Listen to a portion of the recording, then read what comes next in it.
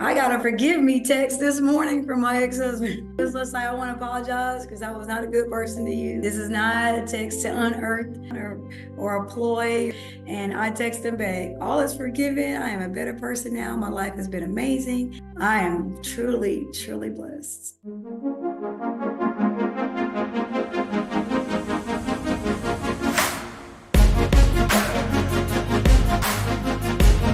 Back to another episode of Purpose and Powerful Podcast. Today, we are talking about single by force, the divorce dilemma.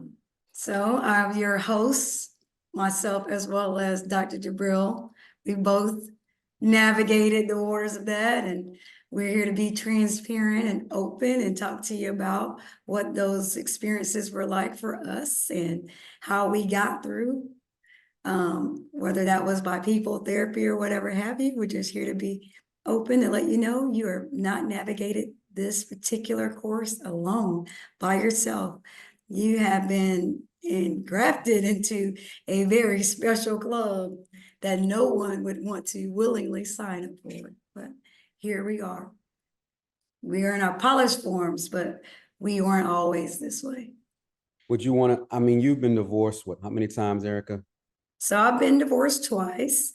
First time, high school sweetheart. We were together for 4 years before marriage. And then we were married almost 6 years. And that one, I would chalk that one up to just kind of experience and just not knowing who I was, starting out our paths of adulthood. I actually got married 2 days before my 21st birthday, just to give you an idea of just how young we were. I just had joined, when we got engaged, it was right after I finished boot camp. So, life is changing. They want to hold on to you a little bit. And honestly, I would just say, like husband number two, for me, I just needed them to be real with themselves, to say, I love you, but I'm not ready. And I don't want to stand in your way. Let us just, resolve this situation called relationship and both be free to just go out there and do whatever God has purpose for us to do. And that would have been fine with me, actually. My parents just kind of let me decide as my adult self, but had they been more transparent about how they were feeling about when I said I wanted to get married, I think I could have avoided both of those marriages just fine. I would have been taken aback, but I think they both learned that I actually would have valued what they had to say, because not saying it was like blessing it. Well, what is something that they should have said, or you wish they would But have just to said? say, babe, I don't think you're ready yet, or I don't think this is a particular person. Like, they're a good person. They like my husbands, obviously. Husbands, right. Yeah, but it wouldn't be. So second time around, so I got divorced first time in 2003. I was remarried in 2006. And then we were divorced in 2011, a week before our 6th-year anniversary. So first time mutual, second time him. First, so when you say him, Like my husband decided. He decided. First time was mutual. First marriage, divorce situation, we were mutually in agreement that that was our best course of action. Second one's totally out of left field. Like, I don't want to be married anymore. Fast forward, are either one of those men married? My first husband, he is not remarried. He's had the same, I think, girlfriend, romantic partner for like a number of years. But he has since our reunion had, he has a son, so he does have a child. Okay. And that is not the child's mother that he's with, though. Second husband's remarried, one stepdaughter or bonus daughter, and 2 kids. Second one, say that one more time. You said the second husband's remarried, 2 children between the 2 of them that they had together, and she had a child from a previous relationship. It's almost 3 children. Yeah, so married with 3. Married with 3. Now, I'm gonna go a little deeper with it, and you can flip this back because Oh, we are, yes. okay, all right. So I'm Before you ready. go deep, give us your synopsis of your divorce situation. Right, but before we go deep, I'm ready to jump into the pool for sure. I want to know, have either one of these, the one who's booed up with this girlfriend, and your husband, your ex, the other ex, Ex-husband, yeah. do they ever have any remorse and wish they could maybe get another chance? Absolutely. I got a forgive me text this morning from my ex-husband. Really? Are you Yeah, he was serious? just like, I want to apologize because I was not a good person to you. You're a great person. This is not a text to unearth anything that's going on or a ploy of some tactic or whatever. And I text him back, all is forgiven. I am a better person now. My life has been amazing, full of blessings. It's come with its trials and triumphs, but I am truly, truly blessed. Really? How did that make you feel? Made me feel nothing because that's what real work can do, right? When you got into a place where you're empty of all the pain, you're empty of all the wrongdoings that both people committed or whatever like that, you're over it, like you're completely over it. Like God has come in and done a work on healing and recovery. I know that my life is better. I've been able to do amazing things, go amazing places, like South Africa recently. Things that I know would have been challenging discussions or have to have a come to Jesus meeting about an explanation. I don't want you to do this, that, or third, or the other. I don't have to have those conversations. I take and park those conversations with the Lord, and He decides what I can and cannot do, what Mm-hmm. I will and will not do, what I am destined, ordained, or prepared to do. That's my only checkbox. When I was married, my husband was my God. And so part of the reason why my spiritual strength is where it's at is because I had to realign.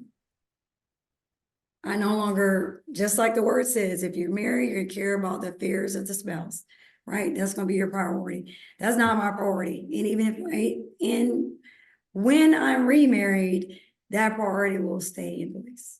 So you look working on a number three in time. I would be three and final. That last one's going to be what's up. Well, I that's don't good. know if I've met him yet. Yeah, one of our listeners is asking a question. What is the coach? What have you? Let me see. I think it says. Do you see it in the chat? Yes. So one of the ways that or strategies that I use, first thing, I mentioned this on a previous show. Number one thing is being a strong person, meaning you're the person that people call. They expect you to just be Iron Woman, Iron Man. You can just take these hits, be like Timex and keep on ticking because you are the response mechanism. Like you are the person that they call when life is falling apart. When your life is falling apart, you don't have that in reverse. You'll find that you don't have that in reverse. So when I discovered that people wanted me to get on and get over it, like those 11 years of my life that I spent with this man were not that important. I said, I need to replace them with someone that was brand new, completely a blank canvas, AKA therapy. Now, in our particular culture, people see therapy as something of weakness or you are not able to cope, handle, deal, whatever. That was not the way I saw it. I was like, I need to find someone who knows nothing about me, nothing about him, where I can unload all that I feel about it, all that I think about it, because I got to a place where I loved and longed for the morning. At night was hard. So coming home to that house with all those memories, we bought that home together. We have the pictures around us. I'm thinking of all these things that will never happen. And then the tears and the sleepless nights and all of these things. And I'm like, I gotta get some sleep. That's number one. And two, I just gotta get back to myself. I had to pray about what was it that made me who I was before I got married. Like I had to rediscover my identity because it was so enmeshed in that dual identity of relationship. I really left and, and cleft. Bible says leave and cleave. I definitely did that. So I said, okay, therapy is going to be my answer. It was a EAP, employee assistance program or whatever, at my corporate job at the time. So I signed up to go to these therapy sessions. And so the therapist explained to me that there are 4 sessions that the program covered. And then after the 4th, if I needed additional guidance or whatever, he would then refer me to another therapist or whatever in the network. And then I would just use my insurance benefits at that time. So, but in the first meeting, he said, we won't need more than 4, because he knew that I was ready to just move on with my life. So I unloaded all that I thought, all that I felt. And then, in our third to last session, he said, Eric, I want you to describe for me in one word, if you had to put it all together, how this entire experience has made you feel. I said, abandoned. And he said, yes. And I'm going to add one word to that, emotionally abandoned, because he said, see, your husband, if he could keep you without the marriage, then he would be for that. But since being married is a very integral part of you remaining in the relationship, he has to throw the entire thing overboard. So I said, okay, yeah, you're right. Once he said that to me, emotionally abandoned, it wrapped all my feelings up in one strategy. I was like, oh, okay. So then once I got that understanding, and so this is where my list came from. I mentioned this also. He said in our closing session, he said, after this session, what I want you to do is I want you to write a list of everything you don't like about people, everything you find distasteful, loathing, whatever. Write those attributes down about people. And then in your future, you avoid people, whether it be relationships or whatever have you, that exhibit those particular qualities or traits. So that's how my list began, about finding the ideal mate. It was not so much about the ideal mate, but just friends in my life. I had to reevaluate friends, people, family, all of that, to get to a place of healing and get back to knowing myself. Because the things that made me very unique are the things that made me thrive today, such as I'm very independent. I'm very ambitious, but not aggressively so. Meaning once I know I'm good at something, I move in that particular direction.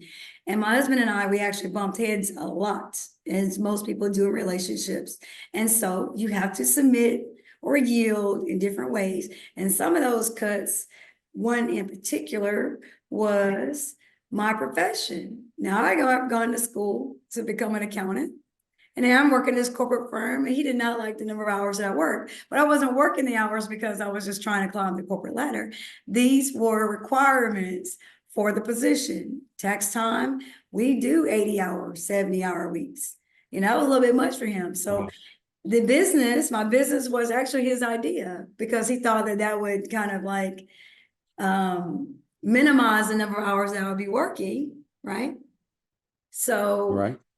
That's where the business actually came from, but actually it was spurring off of leaving that firm and then doing different things. So I appreciate that the Lord used him to say that that's what he had for me. And even though it was meant for evil, God, I had good things planned for that particular move. But yeah, so definitely I recommend counseling, number one off the bat, because uncovering those feelings and wading through the emotions, you're going to need to get to that. You need to get that done first. And then you can rediscover what were dreams you left on the table. What were things that you said no to for the sake or the sacrifice of the relationship that you're in. And then you can start to develop the new you from there. You can lay down there, but you can stay there. One thing about me is 3 days. I give myself 3 days. I always say I can throw a pity party, but I don't send invitations. I might even blow up some balloons, but that's as far as you're gonna get. But the maximum 3 days, I'm moving on. I'm moving on in a day. Emotionally, I'm gonna give myself 3 days to deal with that. Because I know who I am. I've had that time to work on myself and to get to a place of wholeness, even in singleness, to be able to do it. Thanks. I mean, I hope that that answered the question and addressed it.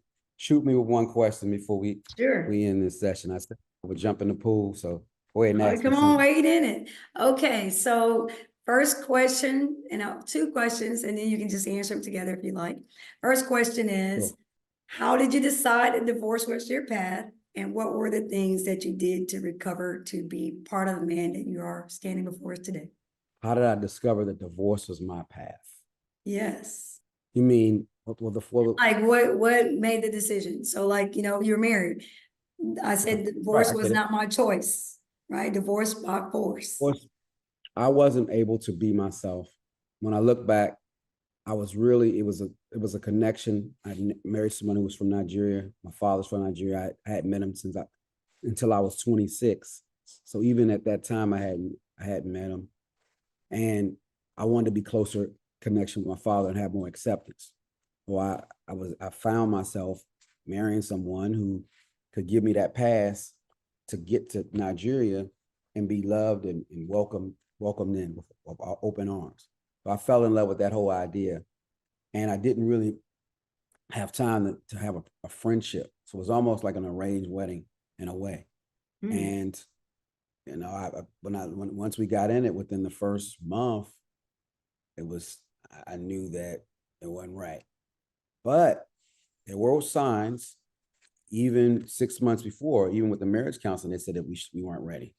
So when we went to meet, my mother and I went to meet their family, they refused to come to the meetings.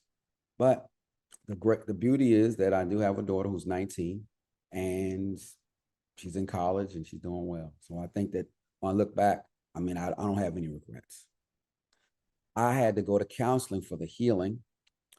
And unfortunately, the counseling was a positive side, but the negative side is I ended up hurting other people and other people were hurting me because I was attracting based on the position or how I felt about myself. So it was kind of misery loving company, brokenness on top of brokenness. So I went through that spiral for at least almost 10 years. And a lot of men use the divorce card to get close, but not too close. So if a woman really wants to be there for him, he'll say, no, I'm still getting over this. And really he's playing a game all the way along. He just creates space. So here's a little telltale sign secret. So the divorced man, usually that's not your treasure. Is usually it's a situation, the reason why he is divorced. And it's not always the other person or only the other person. That's all I have to say about that. Just one follow-up question. How long were you married? With that first marriage, all right, the first marriage, we pushed it out to 5 years, but it was already over within the first year and a half. And her parents were pastors, marriage pastors. So it was more of an embarrassment. So we wanted to, she wanted to hold on, so I just held on. We weren't living in the same house after a year and a half, but we just kept it going for the 5 years.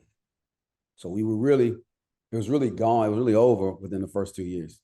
And my daughter was just born. She was really young. Well, thank you. And Again, we come to you do transfer our Hmm? transparency from your podcast host. And while we know that we're here to help and help to heal, join us for our part 2, Single by Choice, Repositioning for Love. And we'll see you soon.